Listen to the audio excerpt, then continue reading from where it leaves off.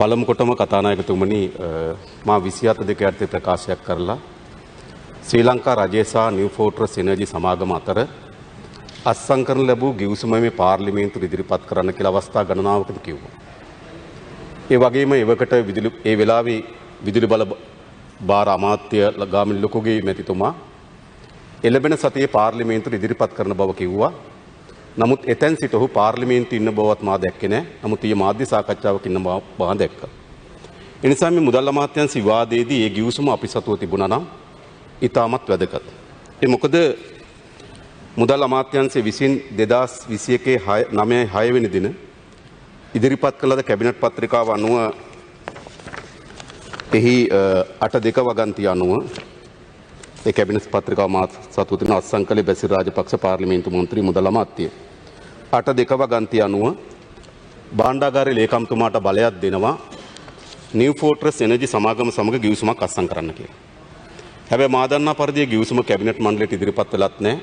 පාර්ලිමේන්තුවට ඉදිරිපත් වෙලත් නැහැ.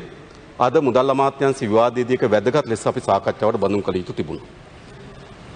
නමුත් මා සතු ඒ ගිවිසුම තිබෙනවා.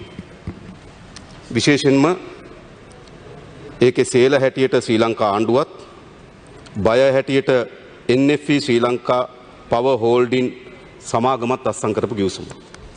පහුගිය 2021 සැප්තැම්බර් මාසේ 21 වෙනිදා මේක පාර්ලිමේන්තුවට ඉදිරිපත් නොකර සංගවාගෙන තියෙන ගිවිසුම.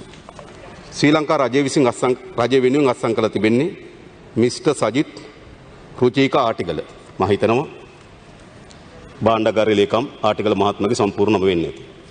ඒතර මේ ගිවිසුම තමයි මේ පාර්ලිමේන්තුවට ඉදිරිපත් කරන්න කියලා අපි අවධාරණය කරේ. ඒ මොකද මේක පෞද්ගලික දේපල පවරාදීම් පිළිබඳ ගිවිසුමක් නෙවෙයි. තමුන්නාන්සේලාගේ යම් බලයක් ඇටෝනි බලපත්‍රයක් කරහා තව කෙනෙකුට පවරාදීමේ ගිවිසුමක් නෙවෙයි. මේක රටේ බලශක්ති ක්ෂේත්‍රයක් මේ වෙනුවටත් රජයේ ආයතන ගණනාවකට හිමිව තිබෙන කෙරවලපිටිය බලාගාරයක් ඇමරිකානු සමාගමක් වෙත පවරාදීම සඳහා අත්සන් කරන ලද ගිවිසුමක්. ඒ නිසා මේ ගිවිසුම පාර්ලිමේන්තුවට ඉදිරිපත් කිරීම ප්‍රජාතන්ත්‍රවාදයේ අගයන මහජන නියෝජිතයන්ගේ මේ පාර්ලිමේන්තුවේ මහජන පරමාධිපත්‍ය පිළිබඳ විශ්වාස කරන ඕනෑම ආණ්ඩුවක් විසින් කළ යුතු දෙයක්. හැබැයි තමුන්නාන්සලා දිගින් දිගටම මාස එකහමාරකට වඩා වැඩි කාලයක් මේ ගිවිසුම පාර්ලිමේන්තුවට ඉදිරිපත් කරන්න කියලා කිව්වත් මේ ගිවිසුම පාර්ලිමේන්තුවට ඉදිරිපත් කරේ නැහැ. ඒ නිසා ගරු කතානායකතුමනි මම ඒ ගිවිසුම සභාගත කරනවා. අමාත්‍යවරයා හෝ ඒ කියන්නේ මෙම ගිවිසුම අත්සන් කරපු මුදල් අමාත්‍යාංශ අමාත්‍ය බැසිල් රාජපක්ෂ මැතිතුමා හෝ මෙම ගිවිසුමෙන් විශාල බලපෑමක් වෙන විදුලි බල අමාත්‍යාංශයේ අමාත්‍යවරයා ගාමිණී ලොකුගේ මහත්මයා හෝ මේ පාර්ලිමේන්තුවට ඉදිරිපත් නොකළත් මම විසින් ඒ ගිවිසුම සභාගත කරනවා. මේ ගිවිසුමේදී වැදගත් දේ තමයි මේ කැබිනට් පත්‍රිකාවෙන් අවසර දෙන්නේ කාටද? මේ කැබිනට් පත්‍රිකාවෙන් අවසර දෙන්නේ නිව් ෆෝර්ට්‍රස් එනර්ජි සමාගම සමග ගිවිසුමකට එළඹෙන්නේ. හැබැයි මේ ගිවිසුම අත්සන් කර තිබෙන්නේ කා සමගද? NFE ඒක නිව් ෆෝර්ට්‍රස් එනර්ජි ශ්‍රී ලංකා පවර් හෝල්ඩින් LLC කියන සමාගම සමග. ඒතර කැබිනට් මණ්ඩලයෙන් අවසර දෙනවා නිව් ෆෝර්ට්‍රස් එනර්ජි කියන සමාගම සමග ගිවිසුම අත්සන් කරන්න. හැබැයි තමුන්වන්සලා අත්සන් කළා තින්නේ NFE ශ්‍රී ලංකා පවර් හෝල්ඩින් කියන සමාගම සමග.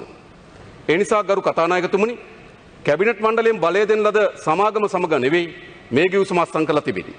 අතිරේක වශයෙන් ශ්‍රී ලංකා පවර් හෝල්ඩින් කියන සමාගමක් ඇමරිකන් එක්සත් ජනපදයේ ලියාපදිංචි කරනවා. ඇමරිකන් එක්සත් ජනපදයේ 12.6 Orange Street Washington DE 19801 United States of America කියන ලිපිනේ තමයි මේක රෙජිස්ටර් කරලා තියෙන්නේ. ඒතල මම දන්නේ ශ්‍රී ලංකා හෝල්ඩින් සමාගමක් ඇමරිකාවේ රෙජිස්ටර් කරපු සමාගම. ඒතර ඒ සමාගමට තමයි මේ ගිවිසුම අත්සන් කරලා තිබෙන්නේ. ඒ නිසා හරි පැහැදිලි කැබිනට් මණ්ඩලයෙන් බලය දුන්නේ නිව් ෆෝර්ට්‍රස් එනර්ජි කියන සමාගම සමග. හැබැයි ගිවිසුම අත්සන් කරලා තිබෙන්නේ වෙනත් නිව් ෆෝර්ට්‍රස් එනර්ජි සමාගමට අනුබද්ධ හෝල්ඩින් සමාගමත් සමග. ඒ නිසා මේ මුළුමනින්ම කැබිනට් මණ්ඩලය නොමග යැවීමක් හැටියට මේක සඳහන් කරන්න පුළුවන්.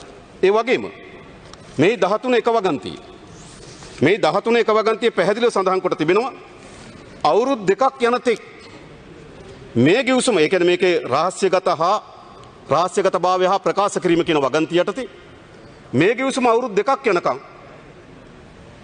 දෙපාර්ශ්ව අතර එකඟතාවයකින් තොරව රටට හෝ ජනතාවට ප්‍රකාශයටපත් නොකර සිටින්නේ. කතානායකතුමනි එහෙම කරන්න පුළුවන්ද මේ රටේ දේපල පිළිබඳව? මේ රටේ දේපල අයිතිව තිබෙන මේ රටේ මහජනයාට. මේ රටේ දේපල කිසිදු පෝල්මක්කාර උරුමකාරීත්වයකින් මුදල් අමාත්‍යවරයාට හෝ එහි ලේකම්වරයා ආටිකලයට පවරලා නැහැ.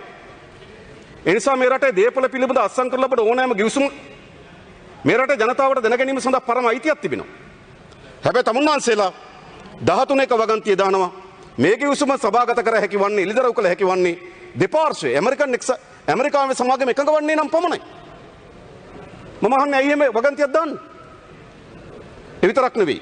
මේකේ 3-2 වගන්තිය කියන ඉදිරි ගිවිසුම්